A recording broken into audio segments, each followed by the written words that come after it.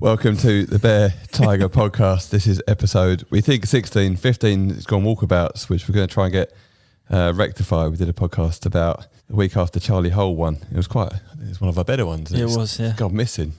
Absolute head's gone there. Guest today, Joshua White, Mark Raven. Josh, how are you? I'm good, mate. Thank you very much. A busy weekend? Very busy weekend. My little boy Sam turned 2, so it's been like a 3-day roller coaster, literally. Went to Chesterton. Mark come along for that one as well. Yeah. With his little one. Yeah. But yeah, it's been great. He's coming his own. Yes, I do have a child that I brought with me, yeah. But yeah, it's been good, mate. So active weekend, I'm sure. And Mark? Well, yeah, Friday, Saturday, Sam had a little thing at the soft play on Saturday as well, so we were there most of the day, and then some family over on Sunday. So yeah, it's been good. Yeah, Very busy. Nice. What's been happening in your golfing last week or two? We've had a couple of weeks break after we had a Bear Tiger event at the Grove, and we've been a bit busy. I've been away a little bit. JS is away, so we're taking a small sabbatical. What's been happening on the golf front, Josh? Well, for me, I had a bit of an injury from the Grove, so I was hosting a day. Hangover. Oh yeah. So I was driving around in a buggy, going to every group and whatnot, and then got to the 18th and decided to hit some drivers as hard as I could after being in the buggy all day, which wasn't the best idea. So the back played up a little bit, so end up just not hitting too many shots, but feeling good again now. So have you played any golf? No, not at all. No, I've had to take it easy. Oh dear. Don't want to prolong the injury. Oh, maybe you'd only hit it like 250 now. When you come back. 7-9. Tapper. Mark, what's been happening? You've been working? So after the Grove, we actually went away for 5 days to Tenerife. First time we've been away since COVID. Did you? Yeah. Nice. So that was nice. First time away with BB, so that's cool. How was the plane? Do you know what? She was good as gold. 4 hours, not too bad. Not too bad. We continuously get very lucky with her. So it was great to be away. And then been back for a week now. Bit of coaching stuff, but yeah, I've not been playing at all. You got any plans to get out on the golf course? The weather's kind of turning, isn't it? Yeah, no, I do over the winter. I just plan to get golf and the physical kind of stuff back on track. Yeah, struggling a little bit, like Josh, struggling a little bit on my back at the minute, but that's just because I haven't trained in a long time. But yeah, it's time to get my head down and get back on it. Yeah, you've had quite a busy year, haven't you, with the house and all that stuff going on. And I'll tell you what has been busy, or someone's been busy, is Rory Mcilroy. Getting back to world number 1, which is a pretty exciting news. He won yesterday. I was doing the tournament down at Congaree. Amazing performance from him. He was a bit different this week. He looked like maybe the course slightly liberated him in that it wasn't like a real tight tree line course. It's quite open, quite sandbelt like. I don't know if you guys watched it. Obviously, Josh, you were dealing with the birthday parties and that sort of stuff, but he was just going after his drives so hard, which he normally obviously has lots of speed, but he has a nice balanced finish, but there was loads of recoils going on and he was just munching it down the fairways, didn't it? Like 340, 350, 600 yard par 5, hitting a driver 992. He was just properly in full flow, and there's not many people who can play like that in the world of golf and be that accurate. We know that Bryson, he smashes it and gives it something, but it's everywhere. Whereas Rory, he's straighter, or as straight as a straight player, and he's also like literally 50 yards past him. And what I find so impressive with that is, I don't know if when you start playing well, you start hitting it a bit harder, don't you? You get a bit of confidence and you start hitting it a bit harder. But for me, that actually hurt my game a little bit, because I would get out of a rhythm and then I start hitting it harder and harder, and all of a sudden it would just sort of break down. But with him, it doesn't seem to happen. He just sort of, like you say, the more he does it and the more flow he gets, he's off. He just keeps getting better every time. Yeah, well, it looked like he's like really in the slot. So because he was hitting it further out of confidence, he was just thinking, I'm just going to rip this. Yeah, this is not going anywhere else but straight. Face. But the world number 1 thing, I just feel like that's been coming for a long time. I felt like that was just going to happen. Like over the last sort of 2 or 3 months, or even longer, I just feel like that was always going to happen. It's the bit from now for me that excites me. Is the majors going to come? Well, it's the 9th time that he's hit the world number 1 spot.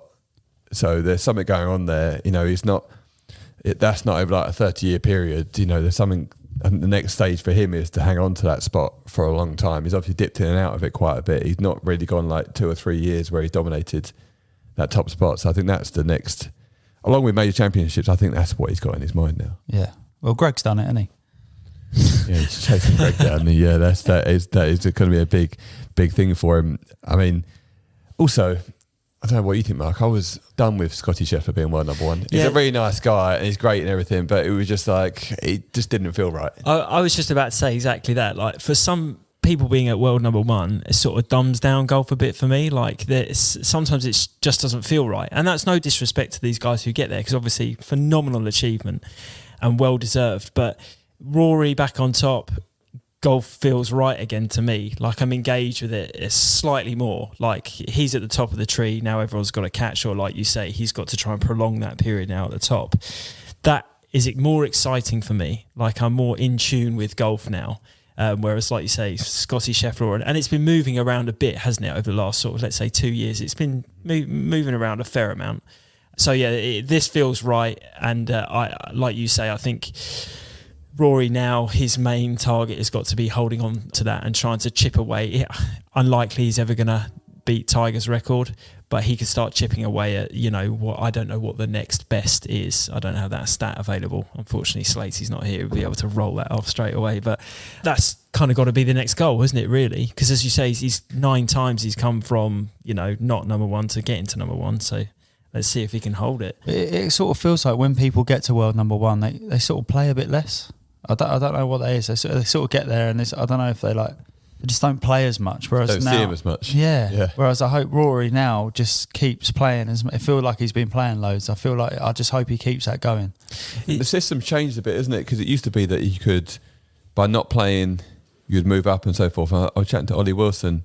He was in the Sky Studio on Friday, and he was saying how it had changed a bit, because you used to get rewarded basically for not doing it up sometimes. Yeah. You move up, where the new system is slightly better. Wasn't it Westwood that didn't play a week? Because if he didn't play, he would go to world number one. Yeah, exactly. Which doesn't really make any sense, does it? Because you want the best player has to be playing well to go up the rankings, rather than just sitting around and going up the rankings. I think it's likely that you will see him as much or more, because the advice he gave to, was it Tom Kim? Did you see the interview where Tom Kim come in and asked him a question? Yeah. And his advice to him was, look, you've got to become really good at your time. Everyone's going to want to pull on you here, there and everywhere. And what I've learned over time is that you've got to make sure that you don't forget that the reason I'm here is because I did this and this. So just that advice coming from him in that press conference gives me confidence, to see that he will be there. We won't see him just disappear now and rest on his laurels. I think he's going to he's got a formula. He's the formula that has brought him here this time around, the 9th time.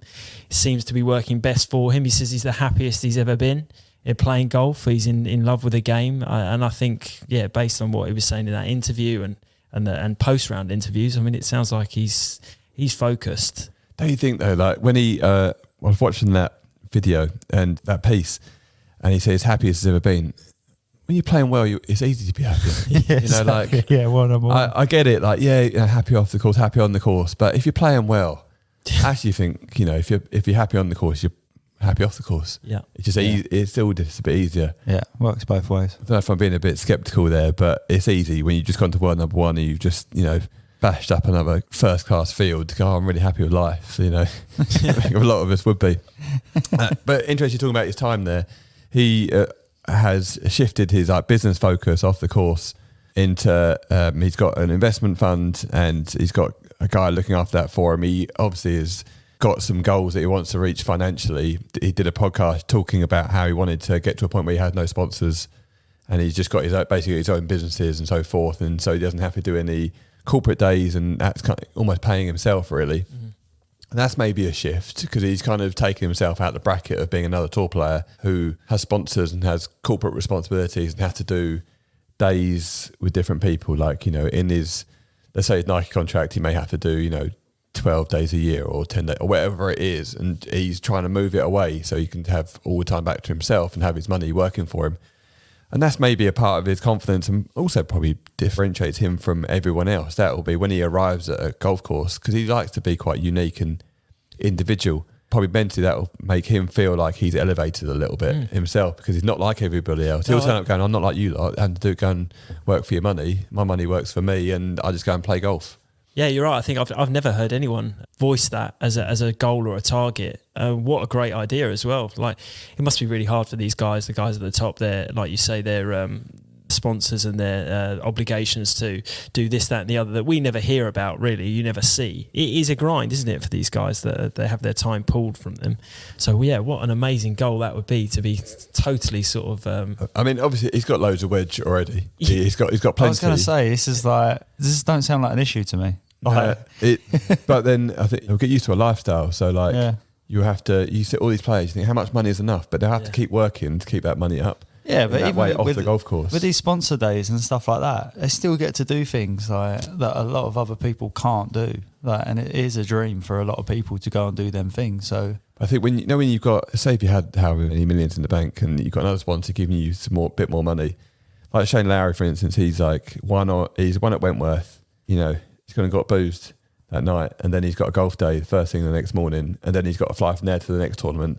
That's that bit where you think, he's only got to get up and do a golf day, but it's had no sleep, got to the golf day, which drags, and then you've got to get straight to the next tournament to then prepare to then perform how we would think, Shane Lowry should be playing amazing again. He played last week, but in between he hasn't been able to maybe prepare how he would the week before or something like that. It's a weird one because it seems like, it's not as if they play 52 weeks a year, but it does. Yeah. But responsibilities that is why he's getting Mm-hmm. paid, right? That's why he's accepting that. He's accepting he's got to do that. That's why he's accepting the money to do that. Yeah, which kind of brings it back into Rory's point of I don't want to do that. I want to be actually focused on my golf game and get those, those you think 10, 12, 15 full days back to work on your game or to rest over the next person at that level. Because we're not talking about, with all due respect, like Euro Pro level where you can just kind of get away with, I might play well at some point.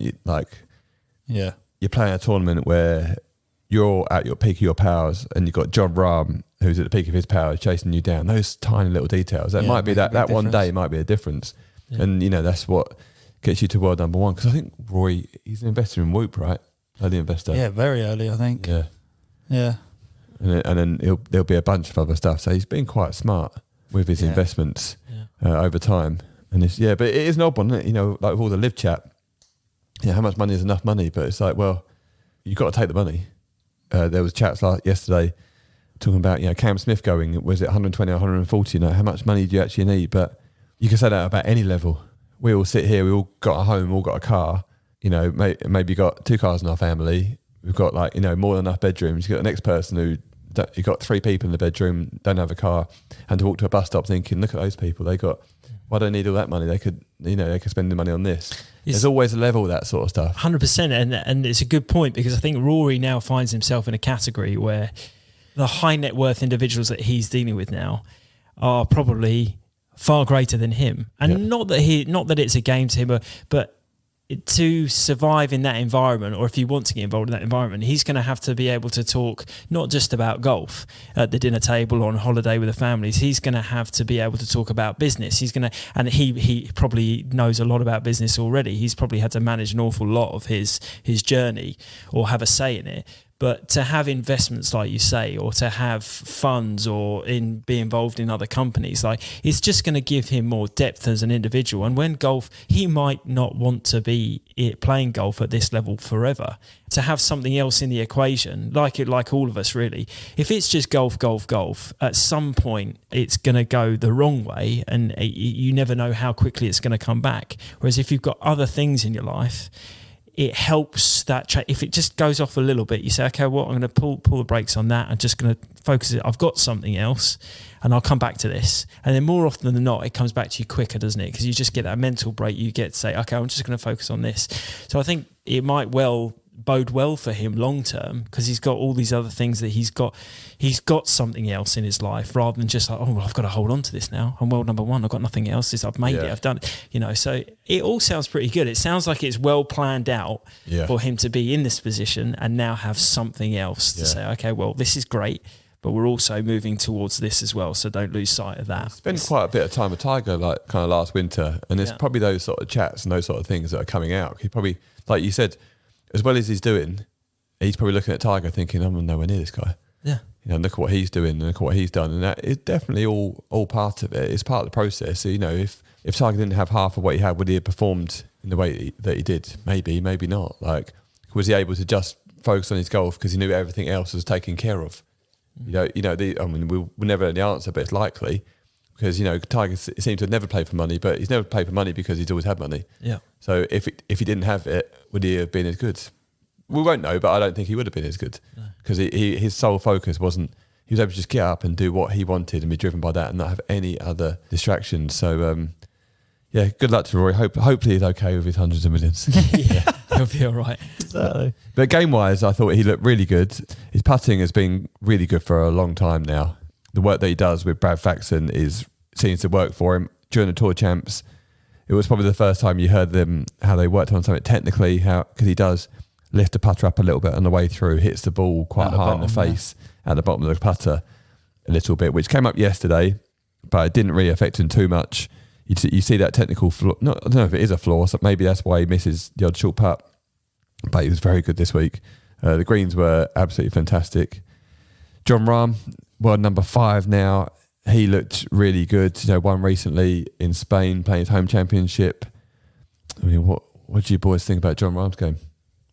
It's been good for a long time, isn't it? I think he's very good mentally as well. He has a good head off as well, doesn't he? Mm. He loves a good head off, good old swear. I think the only reason he's not been winning or doing so well in let's say the last 5 or 6 months was just his putting, wasn't it? He was referencing his putting was just a bit cold, but maybe that's just the only thing that's turning around. Yeah, I mean, every time you see him hit it, or he's focused on the broadcasting, he looks to be hitting good shots. But yeah, he's just obviously not had the short game pulling him together recently, but it's coming good.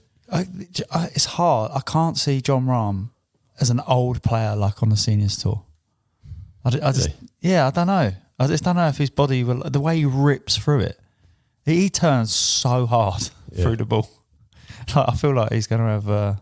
I don't know. I just feel like he will start missing. Short swing will just get shorter and shorter. He won't even make it to his hips. Yeah, back. He won't be able to get it back as far.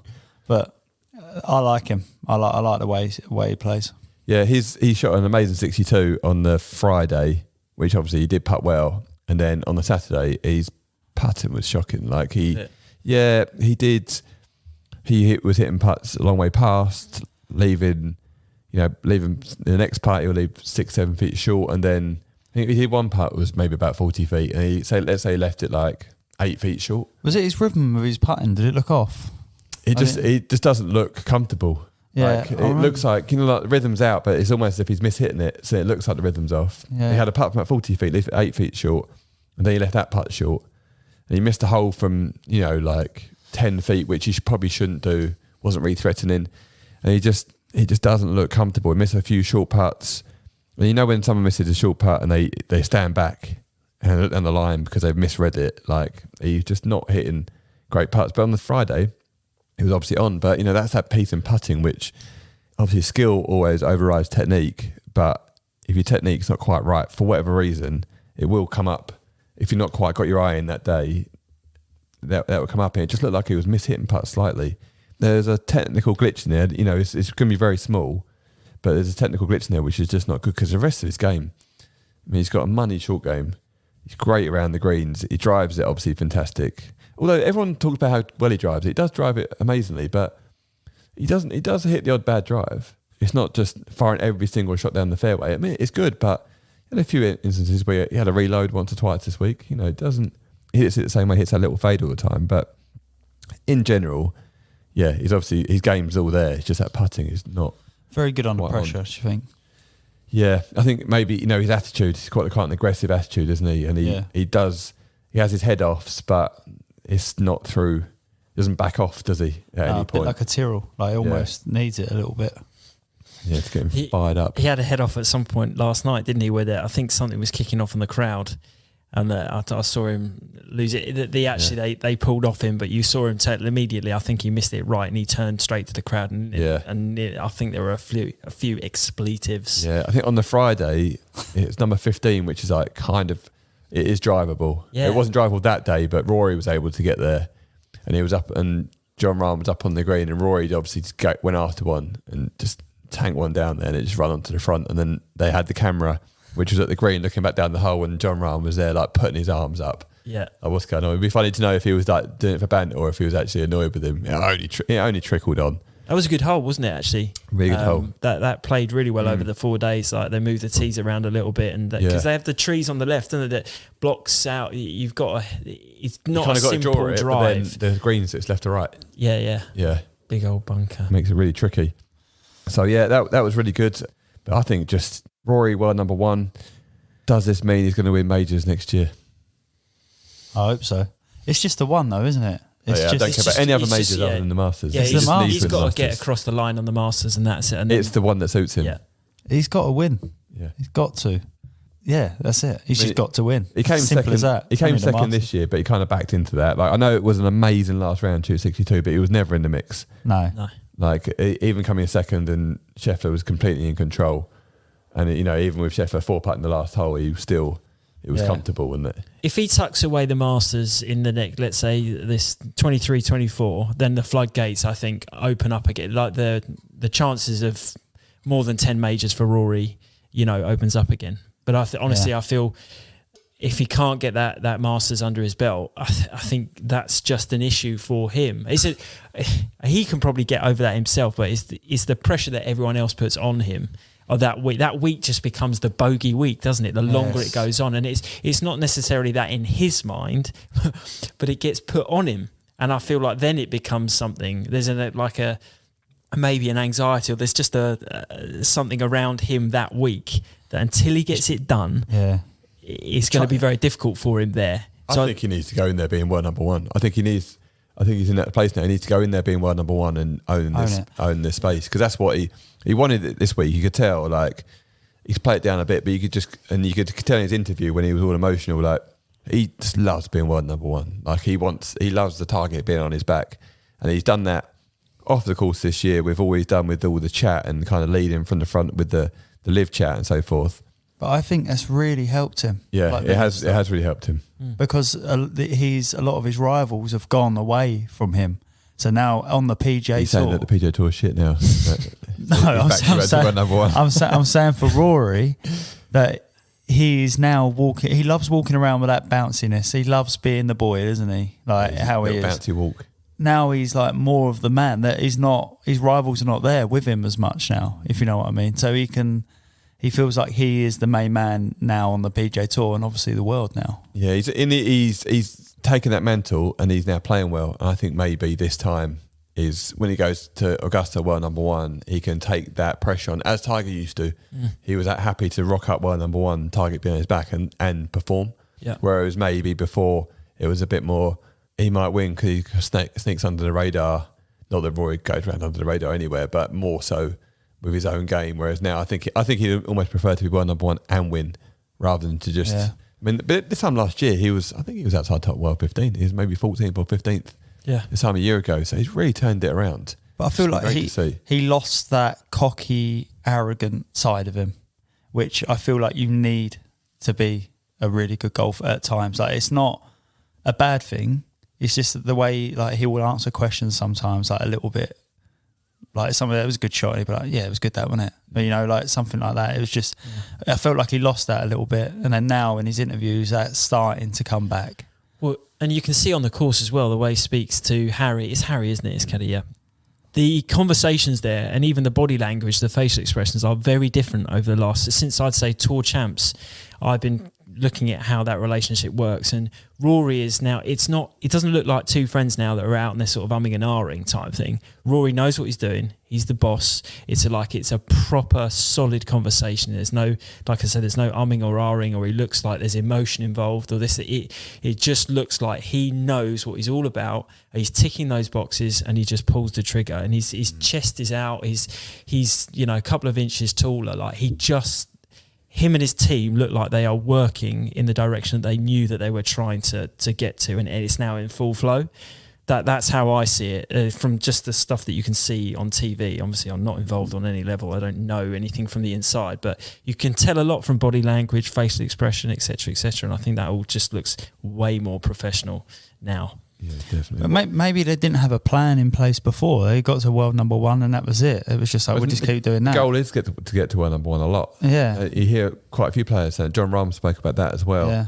Tiger never really fell short of that. But as I was saying, they're like John Rahm, maybe Rory, the goal's to get to our number one, but not like what's the contingency plan? When you get there, what's the next goal? But like you said earlier with Rory, like now he's got a bit of an end goal or where he wants to be. So this is just part of it. So now he's just going to carry on that journey to. What do you think the pitfalls are from here for Rory? Now to our number one over the next couple of years. Playing less. If he plays less.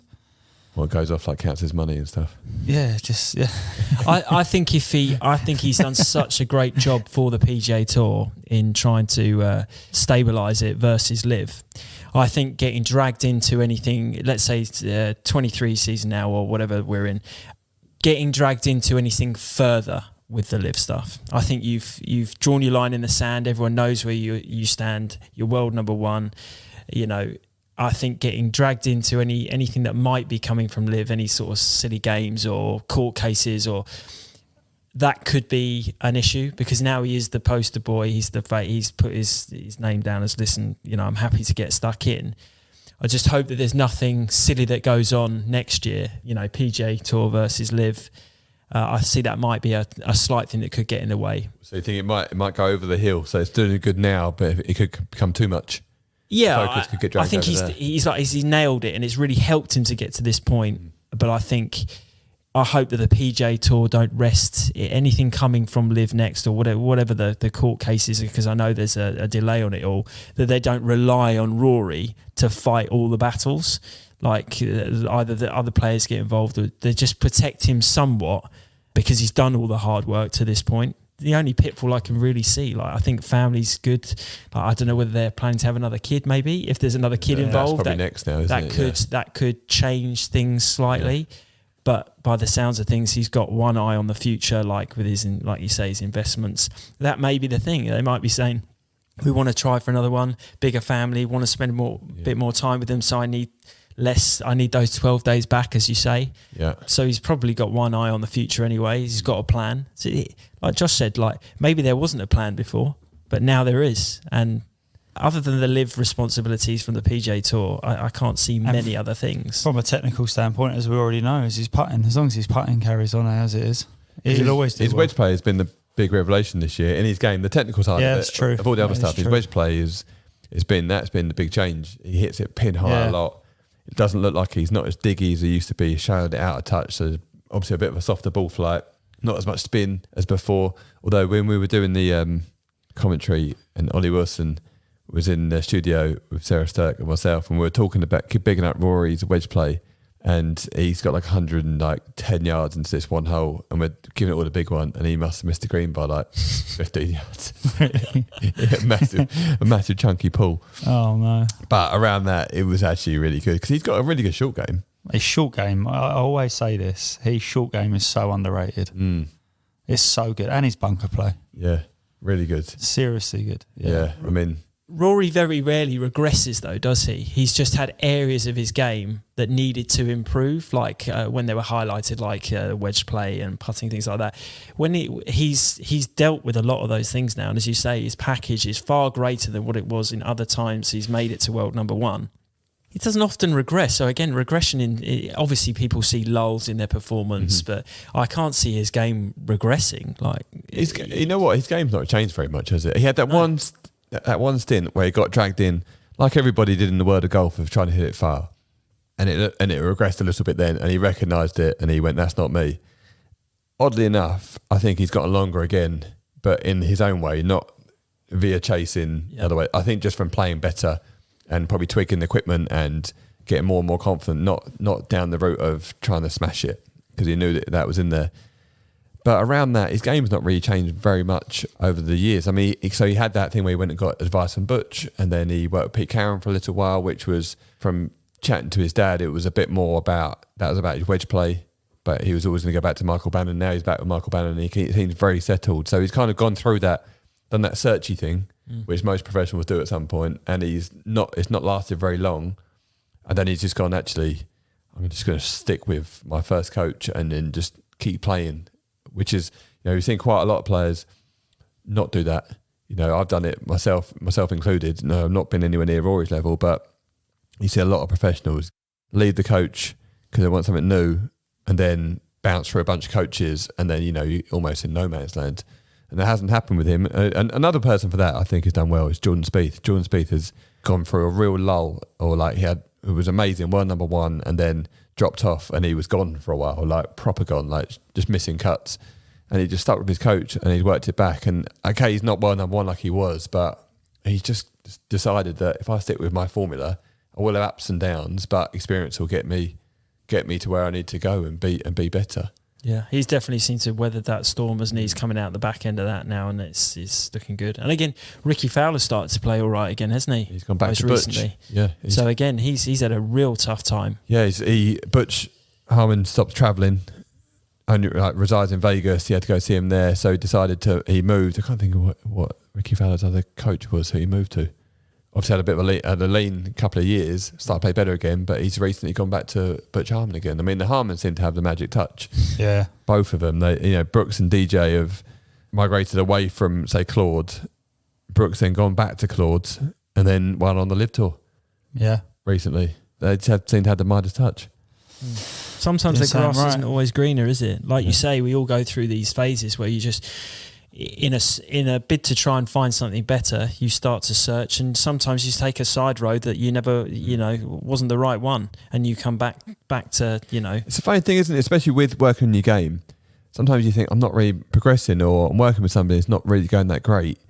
But like that, it not feeling quite great, or what can feel a bit shit to you, when sometimes when you go off down another path, and then you look at your golf swing from a year ago when it felt, I wasn't quite in my place. You look back and you go, actually, it was actually really, it's actually really good that. So maybe like feeling like you're not quite doing enough, or it being a little bit shit But sometimes that's the place we need to live as golfers. And that place is sometimes part of the journey of it. It feels like that, doesn't it? When you make a change, sometimes it does feel a bit uncomfortable, and then it doesn't feel too good. But even then you start getting results. When your game's like, it doesn't feel it's quite on. Yeah. And then you look back and you go, actually, it was actually all right. Game there. Yeah. And if I had this mindset when I was going through that time, I would have. Yeah. I would have, I was only missing it right, but now I'm missing it right and left. Yeah. Well, every golfer wants to stand on a hole and think, is this going left or right? Oh, that is not good. The one for me, I think, with professional golfers or most good players, the killer shot is definitely the push cut. When you see a golfer push cutting it, there's no chance. Even when I see golfers who overdraw it with a bit left, they're still like there or thereabouts each day. But as soon as you have... I know myself, or you watch a golfer, he just hits a block and it's cutting away from the target. They're gone. Gone. You got to fix that. But yeah, chatting about the LIV Tour, we had 3 events, haven't we? We've had is it Chikara? They got the young lad that come out of college. Yeah, cool story, that. What, 4th event in? Yeah. 4th event in, wins. And dropped out of college early, didn't graduate, just made the decision to go. To LIV. Wow. And done that. And that was what was quite cool about that. That was the same week that John Rahm won his event. And John Rahm, in his speech, congratulated him. Obviously, the lad's Spanish. At the speech, for the DP World Tour event that he won, which was like, you think, oh wow, stay away from that. But he was happy. Let's just recognise that he's a young player, and he's beaten some of the best players in the world. Yeah, that's pretty cool. To be fair, that was cool. So, how much is he? Has he won 4 mil for that? Was it? Yeah, just over, because I think his team did well as well. I think and just then over the other events as well. So he's probably earned over 5, isn't he? I mean, you had it all up at least. Yeah. Yeah. Let's have a look. Just come out. Some decision to drop out of college. Yeah. Fair play. You can say what you want about it, but that is fair play to him. Yeah, amazing. He's 16th on the standings. Weird enough, on their website, it doesn't say the money that they won. Yeah, it is hard to. The only way I can find out any of the money earnings is from Golf Digest. They do a link in there. Isn't that funny? On their own website, it's so much about money. Yeah, and don't. You can't find the money on there, which is almost like their USP to what they're offering. Dodgy accountant. Let's have a look. LIV Golf money standings. Must be somewhere. But yeah, it was good. Did he get? I didn't see it. Was it quite an emotional finish? Was it a good finish? I've got to admit, I don't watch it. I've flicked it on a few times, and it's nice. It's nice that it's got no breaks and it's on YouTube, and everyone, you can access it from anywhere in the world, which is quite good. Because that is another bit of an annoying thing. I've been away to the Middle East recently. I thought I want to watch the golf, so I put on my Now TV, and it doesn't let you because you're not in the right location. So that's a bit annoying. Whereas with the LIV, you can pick it up and watch it from anywhere, which is quite good. But it's quite just doesn't have the same consequence. Like it or not, it doesn't have like last night watching Rory win a PGA Tour event. It does hold weight, and when you watch it, I'm not going to say you get nervous, but it's a bit of excitement. Whereas the LIV, because it's still in its infancy, you kind of doesn't really matter who wins or not. It's a bit more of a novelty. Yeah. When you say was it emotional, I think Sergio Garcia was more pumped than anyone. He ran on with a bottle of champagne. He was going absolutely mental. Like. Okay. I think he's up there with one of the most hated golfers in the world right now. He's really, Okay, so Eugenio Lopez Chicara plays 6 events. He's earned 6.1 million. He's 8th on the standings. He's played 18 rounds of golf, and he's already earned 6 million. And he was in college a little while ago, probably going to Subway, saving money every week. It's ledge. That's mad, isn't it? Absolutely mad. And DJ's up there with 31.6 million in earnings, and then was awarded 18 million because he's the individual champion. Did you see the interview? Someone asked him the question, how do you feel now about the decision of coming to the LIV Golf Tour? And he just said, terrible decision. Like, what have I done? Yeah, what have I done? I really regret it type thing. These bonuses, Brandon Grace, 15.6 million in earnings, 8 million in bonus points. And Peter Uline, 11.3 million, and then 4 million in bonus for finishing 3rd on the points list. So he's won over 15 million. I mean, Peter Uline, obviously a really good player, but a very average PGA Tour player. Yeah. He's not moved any sort of weight there. He's lost his car, been in and out of the Corn Ferry. Was he not better on the European Tour? Yeah, he was. He was very good on the European Tour. Yeah, he won. Him and Brooks kind of come over to the Challenge Tour a similar time. Yeah. I think Peter Uline would have done that Battlefield promotion where he won 3 times. Yeah.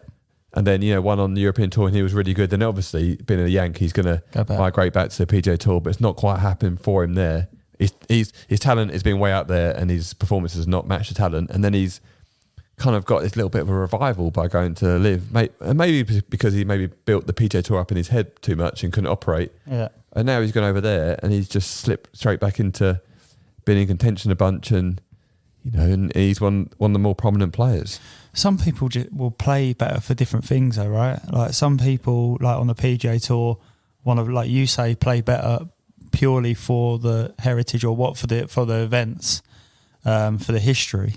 Whereas on the LIV Tour, some people are more money driven.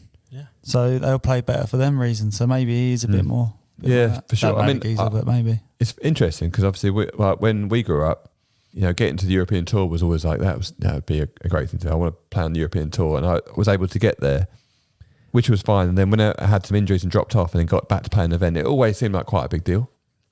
So even though your game was probably good enough, it may be when you hadn't played for a while, it would take you a while to settle back in to when you got the first few starts. And then when you get a few events in, then you're not even thinking about it, you're back to playing golf again. But that's just a mindset thing. And it's interesting now like covering golf a lot, seeing all these different tours and having a slightly different view, because now, have more opinions on the PGA Tour and what players do. And then there's like a bit of a hierarchy in my head as to what tournaments hold what sort of weight. I think now, even if I went back and played, I wouldn't have like the European Tour, like it or not, it wouldn't hold as high esteem in my head.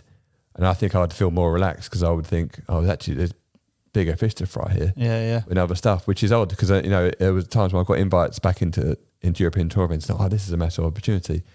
Whereas now, I think, getting a bit further in, I would be much more relaxed about it now. Obviously, you'd be into it, but I'd be much more relaxed about it because it wouldn't feel so be all and end all. And maybe that's what Peter Uline had, because his goal was always to be in the PGA Tour. Likely, his dad being such a big character in golf with the Kushner and so forth. That maybe it was, and now he's in this LIV Tour, which is brand new, so there's no expectations. There's actually no history to it. So it's almost maybe a bit easier. Yeah. And also there's no cut. But like you say, it's level, like you said earlier about different things having levels. And you can like relate that to Rory. Like now he's been there a few times with the world #1 spot. It's not so much for be on an end all with him now. It's the bit after that he's now used to it. He now knows what to do. Well, he knows the formula to get to world #1 now. He knows what it takes. He's not guessing. He knows if I play like this at this level, that is actually the best in the world. Where otherwise, if other people might be thinking, I've never been there. I don't know exactly what that takes. But talking about that, I think it makes for an interesting conversation. Dustin Johnson is now outside the top 20 in the world rankings, yet for me, he's still in the top 3 players in the world. Yeah. He's in that category. I think, you got when Justin Thomas, Jordan Spieth, they're in a bracket, when they play really well, they're like, have gotten to world number one, but they have to be at the peak of their powers to be the world number one. Whereas you got Rory, Rahm, DJ. For me, they're the three players which they're like world number ones at a bit of a canter, really. If they're just operating, they don't need to be at the peak of their powers. Like Rory's not at the peak of his powers or anywhere near the peak of his powers at the moment. He's just playing really well every week and kind of sitting in third and fourth gear. DJ, he's won the LIV Tour, and this is now an issue now, isn't it, with the world rankings? Because it's going to belittle the world rankings because he's clearly not a 22nd in the world golfer. Yeah, for me, it's Rory and DJ, 100% with them two. When you look at them, they are by far the best players in the world. And the fact that you said, I didn't even realise that where he was in the world there, that to me is madness. Yeah, he's tumbling. I mean, Cam Smith, I think, is now number 3. But because he's played well recently, he's hanging on. Yeah. But when he starts to tumble, he'll tumble as well. He'll whiz down the world rankings. Even though he's so good, though, like he's so good, like you say, I still think he's got to be at the peak. Oh, yeah. For me, he could get to world number one, but he's not. Yeah. He couldn't just stay there easily. No. Whereas them two are just... Like he's got to be getting the good bounces. So what's the latest with the world ranking points? Obviously they had that thing with the MENA Tour and stuff where they... Yeah, so they're still under review. I mean, that was a weird one there. I just think, is there something slightly obstructive in there? Because the LIV Tour events are now MENA Tour events. I think it's a MENA... If it didn't have LIV attached to it and MENA did it, I think it probably would have gone under the radar and they would have given them points. But now it's going under review, and rightly so. There should be a review process and things should be under scrutiny to make sure it's all done right, because it's the official world rankings. It needs to go through that. But is that showing up a shortcoming on the world rankings previously, that a tour like the MENA Tour could have put an event on and got the world ranking points straight away? And then the next thing is it's hurting the players on the LIV Tour. If they're going to end up giving it to them, there needs to be a bit of urgency, because every week they don't sort it out, they're falling further down the rankings, which then makes the tournaments going forwards weaker, because now you've got, instead of everybody's further down the list, which means there's less points because everyone's starting from lower down. So I do feel like it's something that needs to be rectified very quickly. Yeah, definitely. Because that is going to become frustrating. But I don't know, what do you think? I mean, my opinion is they just give them world ranking points. 100%. Like they've already, like you say, they're already lower down. Majors coming up just for the good of the game. Ryder Cup, loads and loads of stuff. Rory's come out. A lot of other players have come out and said that they should have it. I think they want to play against the best in the world. And if you are going to be world number one, you don't want any excuses as well to say, but if he's playing there and they haven't got world ranking points. So I think they should do it. Yeah, I think they should put something in place, say it's under review, but have points allocated for both tours, so that events like, I know Ryder Cup's a bit of a difficult one, but there'll be events further down the line that will be affected if this doesn't get sorted for a year, let's say. And like you say, the world ranking, these top players fall down the list. It's going to be very hard. It's going to take another year or 2 years for these guys to earn the points back. Whereas just say, look, this is under review and some points could be stripped away from you in the future if this goes the wrong way for you. However, let's keep it all the same. Let's allocate some points to this tour now. It's been a couple of weeks or whatever. So the MENA Tour, LIV Tour thing, we'll allocate those points like the MENA Tour originally had, and then review it. If they find that, no, this isn't right, then those players will tumble down and then they find their natural place because they've made their decision, blah, blah, blah. But if they find that actually, no, this was wrong, these guys should have been getting points, it's going to be very hard to just reinstate those points and then chuck them back up the list. I think you just got to have something in place now or ASAP, and then sort of deal with it in the future, because then events that are upcoming in the next year or two won't be affected. They might well still have the best players in the world in them. Whereas it's going to be very difficult to say, well, actually, you should have accumulated this many points. So unfortunately, Dustin, you're 120th in the world, but because we've made this ruling, we're going to make you 3rd in the world. And that's not going to sit right at all. And then to play devil's advocate, like the LIV Tour probably need to give a little bit on their own criteria, because the criteria for the official world rankings is that you need to have a 4-day event at some point in your schedule, and you have to have a Q school and so forth. And they don't have that. So as much as I think they should have those points. Should be happy to adapt. Like there needs to be a bit of compromise on both sides. They can't just come and shift their weighting. No, I agree. Just say, just give us points because we're all really good at golf. Like then they set it up. They knew what the criteria was. Yeah, spot on. I think you bang on. And I think if they do that, I think they've got to give it to them. They've got. Well, yeah, that's the only reason they're not, because they. But they're not. They're not actually. Have they come out and said we're not going to change? Is it not? Have the LIV said that? They haven't said that, but that's what I mean. The reason they're not getting it is because they don't fill the criteria. So the other option for LIV Tour is just to fill the criteria. Yeah. Because at the moment they're giving them every reason to say you don't. Right. Okay. I didn't know that was a fact, and then I would say it's down to LIV now. Yeah. Like they should do that. They should change. But then now being part of the MENA Tour, they could say that's the whole technical piece is like, yeah, we've got a tour school. Yeah. Because we're part of the MENA Golf Tour. Oh. Yeah, it's a massive mess, isn't it?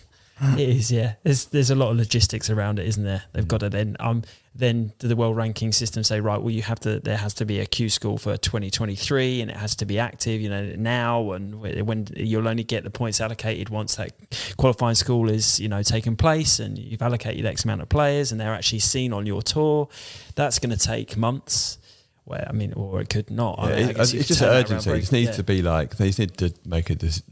Don't need to. I mean, it sounds a bit dramatic, but if they could just make a decision quickly and get to it, just tell them, no, you can't have the ranking points, you've got to change. Then the LIV can then react and change or not change. Because otherwise, the world ranking points are going to die, basically, which is not what we want. Because it's a great thing in the world of golf. It could really ruin the game, yeah. Because right now, Rory's world number one, and it seems like he's the best player, but 5, 6, 7 years time, you go, yeah, asterisks. Yeah. DJ wasn't playing, was he? Like exactly. Yeah, they've got to change that. Hopefully they do it quickly. And not the Ryder Cup. Like imagine the Ryder Cup comes down to Rory and DJ on the final day. Like how good would that be? Some of the players are talking about saying they should let the players play in the Ryder Cup. Yeah, but it's hard to they should. It's not a tour versus tour, is it? No, it's not. It kind of is, isn't it? Is it? No, because you've got... It is kind of European Tour versus the PGA Tour. But you've got... they run it. You've got... Rory is a member of the European Tour and the PGA Tour. They have to be a member of the tours playing on each team, don't they? Yeah. Because Paul Casey dropped his... That's right. No, you're right. European Tour membership, didn't he? Which made him ineligible to play. Yeah. I didn't know that. Yeah. But then, so if they left but then saying that, is DJ left the PGA Tour now, so he's ruled himself out. Yeah. He's ruled himself out. Yeah, he was the first one to do that, wasn't he? Yeah. As you say, Zane, it's just a mess, isn't it? This is like a 4 or 5 hour podcast, and you could have not actually achieved anything, just gone round in circles. Like it is a mess. But someone needs to, all these governing bodies need to get a grip. Mm. Yeah, they're really and sharpish. Yeah. You've got it's all politics as well involved as well, isn't there? Exactly. It's not just that. Oh well, yeah. Hopefully they get their heads together and they can press on. It's good to see the MENA Tour coming back. They put out a schedule. It was obviously quite funny to see the schedule mix in with the other tour and have 20 million events purses for 2 weeks and then $75,000 purses for the next 3 weeks. But hopefully some good comes out of that. The Europro obviously went. That was a bit of a shock to a lot of people. Even people that worked in it didn't know that was coming. The Europro's gone for it's been running for a long time now, and was a real place for players to develop their skills and bump up onto the Challenge Tour, and that's now being cut. So that's a real disappointment. I think the Clutch Tour have kind of picked up the slack a little bit, and they built up some good relationships with the DP World Tour, and there's going to be plenty of opportunities for some young players to come through. But yeah, it's a real shame about the Europro Tour. Yeah, we've all played events on there, and it's a great step. You didn't like the Europro Tour anyway. No, I didn't. No. I mean, the few Europro Tour events to with Josh, I'm pretty sure if I hadn't gone, he wouldn't have gone. No. And I think you ended up walking off. Europro Tour retired you. I did. Halfway through a round, not even playing bad. And I made an eagle. I literally walked off an eagle. It's it doesn't sound great, but there was other reasons to that. Yeah, but there's so many good players have gone through that, haven't they? Mm. I think it's a bit of a shame that they hadn't given anyone an opportunity to maybe take it over. Yeah. It feels like it was it's ending. It's got world ranking points. Yeah. That it's a bit of a funny one, isn't it? Maybe put it out there and go, does anyone want to take... Sure they have. They must have had conversations with somebody. Take it. Not publicly though, it wasn't... No. But then, it is a massive headache. Yeah, of course. And they stopped doing it because they said it was because of the current climate and they couldn't get sponsors and so forth. So, there must be more. There's obviously a lot more to it than we don't know.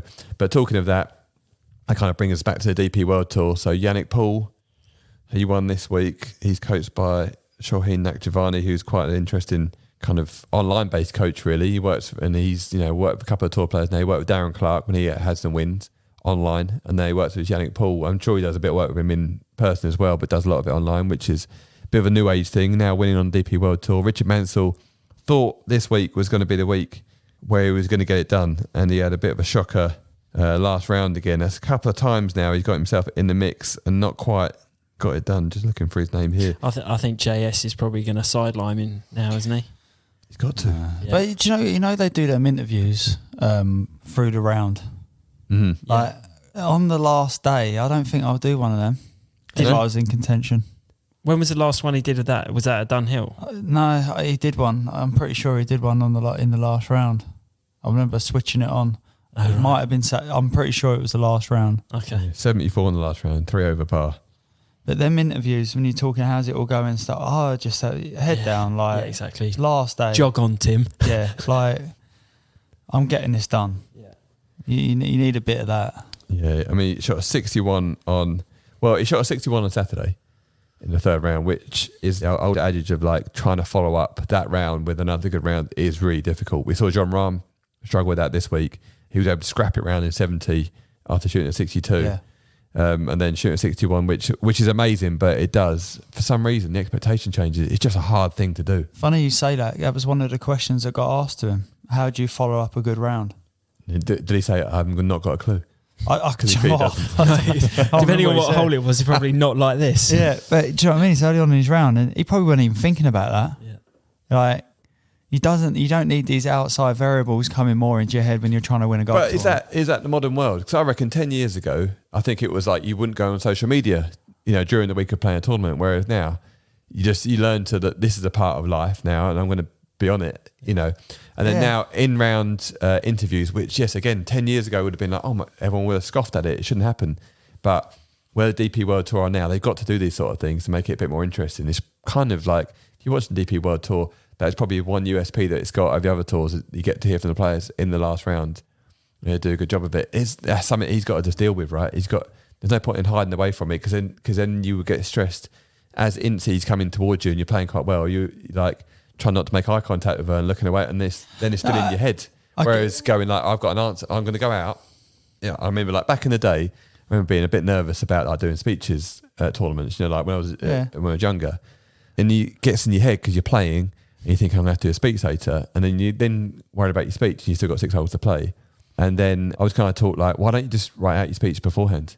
Yeah. It's dealt with. So when it comes up, you're like, I've dealt with that, which is quite a good thing because then you're planning to win and so forth. And is that a thing where now you got to like, it should be in your armory to go like, right, if they come up to me, this is what I'm going to talk about. Because if someone asks you a question, you can just say what you want to say. You haven't got to ask.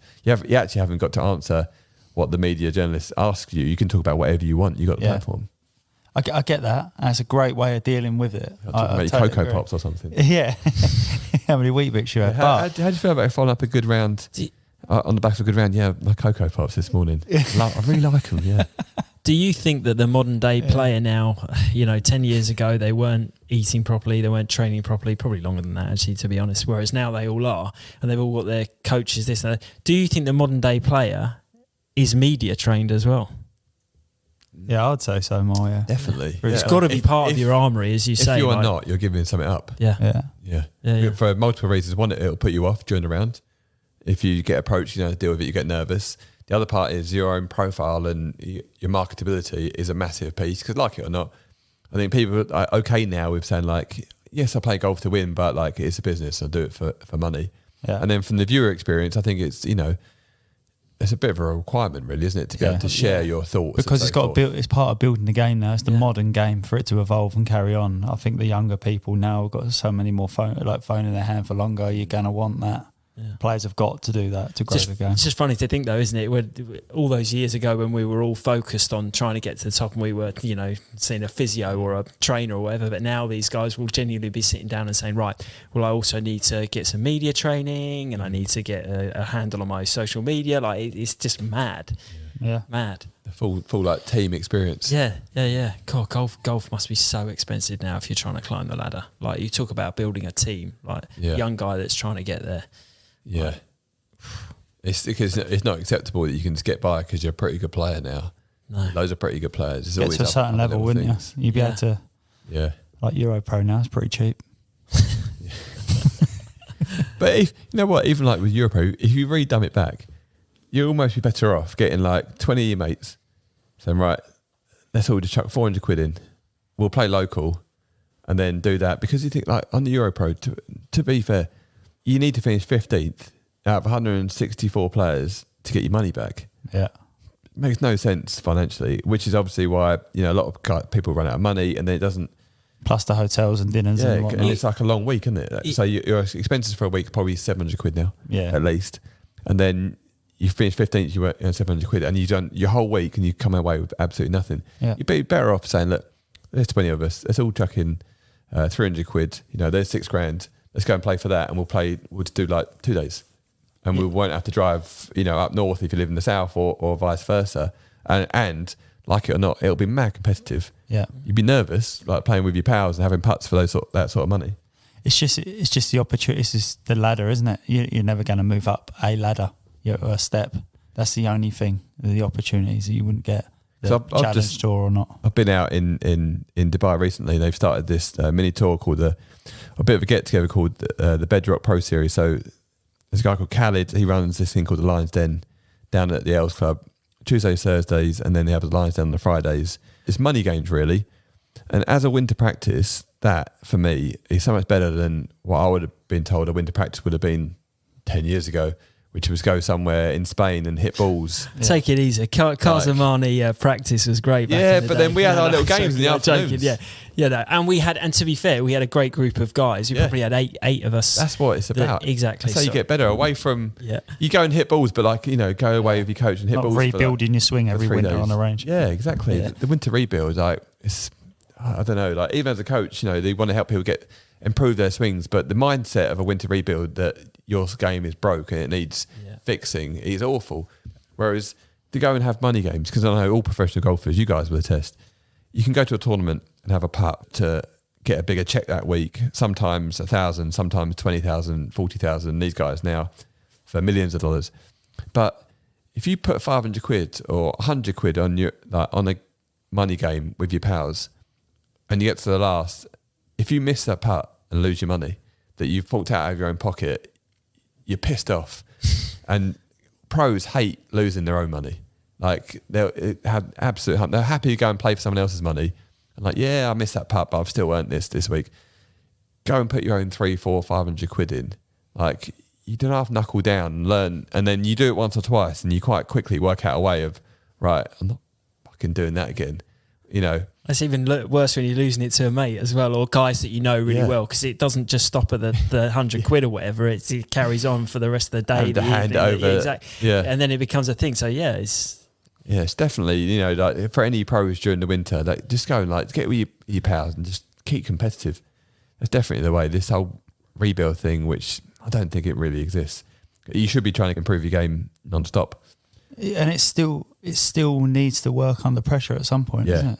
Yeah, you can hit as many balls as you like, and as soon as you get under pressure, you need to go and test it, don't you? Yeah, you can still do it. You can still do it whilst you're making a change. Yeah, build, test all the time. Yeah, 100%. Yeah, which leads us in, because we're going to start a Monday club, so we're going to have our competitive Monday club, so any good players, get in touch, and we'll rattle those out. We should have a quick chat about our recent Bear Tiger Goat event at the Grove, which was really successful. We had a great day.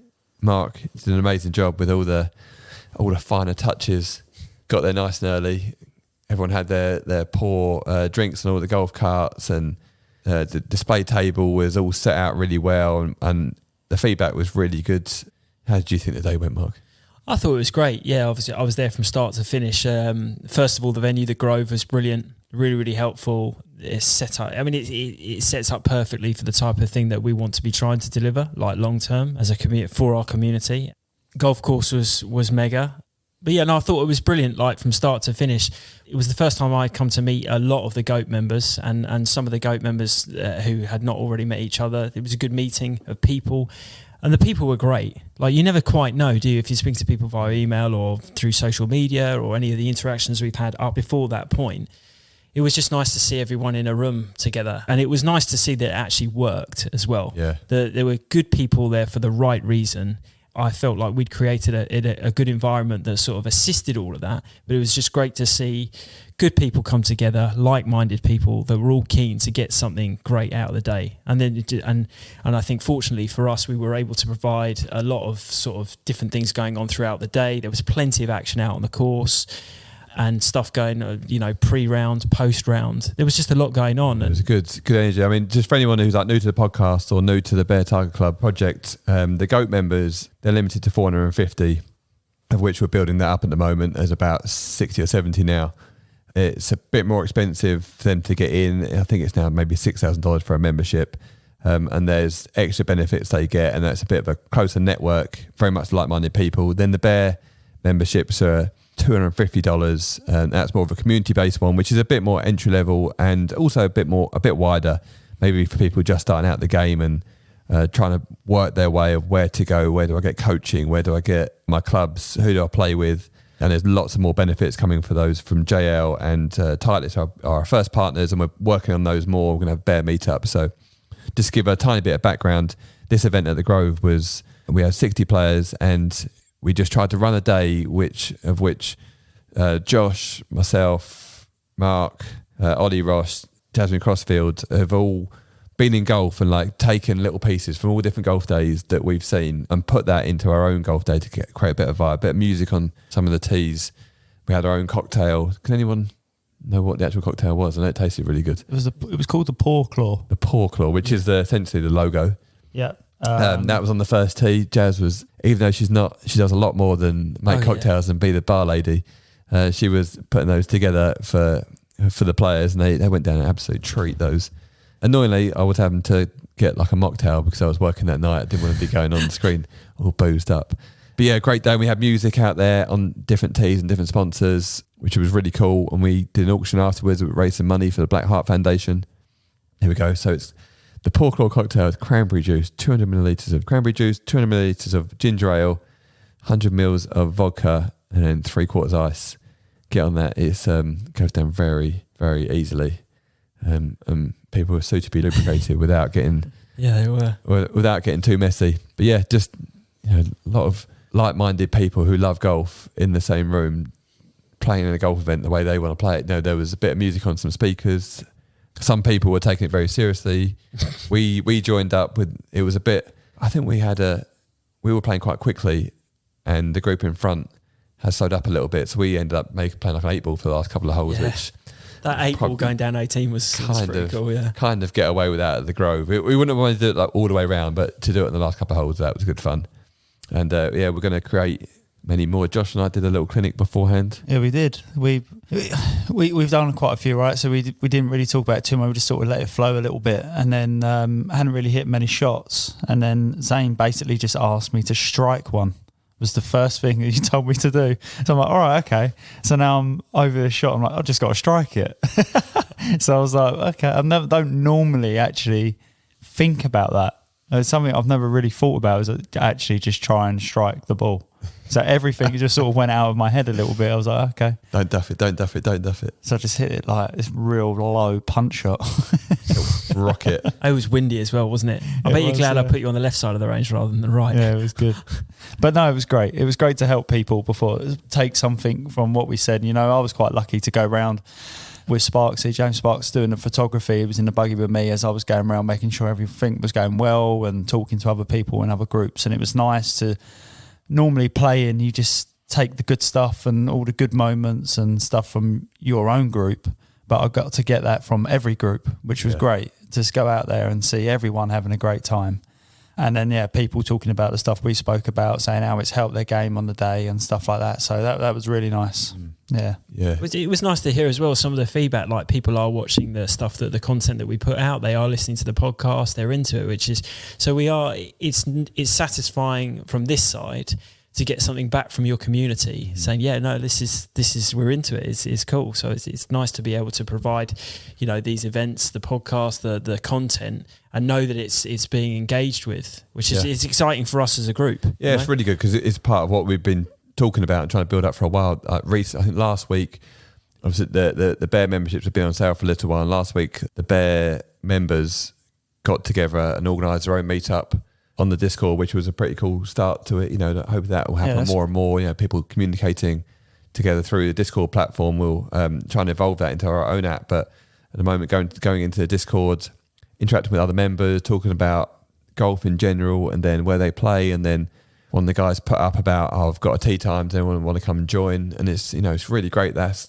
begun now. So we need to go and join those guys and get amongst them. 100%. And I'm going to post my goat up this week that's come through now, which I'm quite... NFT artwork. Yeah, which I'm really... and Mark's got his as well, so... I've not seen yours, Mark. Yeah, I think there's just one alteration, but that's very particular, so that doesn't surprise me.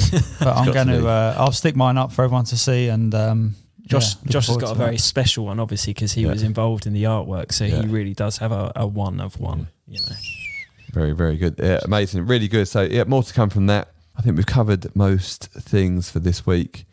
Yeah, James is off on holiday in Dubai, so he's gutted to be missing out this podcast, as he always is. He loves a bit of chat. And we will welcome him back next week with all his numbers. He does love the numbers. Whether they're right or wrong, who knows, but he does love the numbers. When he had a reasonably successful trip in Vegas, didn't he, just after the Grove at the WebEx? That's right, yeah. Him and Wayne and Nigel went out there. Yeah. Did all that Web3 stuff, so that was cool. I think he played some golf. I think he took some money when he was out there as well. Oh, he will be happy. Yeah. I think he had a guy who had bought a goat and they paid for quite a few $100s. And James is left-handed. He didn't take his club, so he had to get like a put-together set. So he paid over like 7 or 8 clubs as well. Oh man, this is going to be a whole podcast, isn't it? Yeah, I did say, how did you go? And he gave me a full rundown of how he played the shot, and he had to take a bit off it and all that sort of stuff. Anyway, he did win. So that was cool. So we'll get that chat from him when he comes back. But we'll leave you with that. So follow, subscribe. At beartiger.io is the website. At beartiger is on the handles. And any more? Is that it? We happy? No. Yeah. All Done. Good. Done. Right, thank you very much for listening, and catch you next week.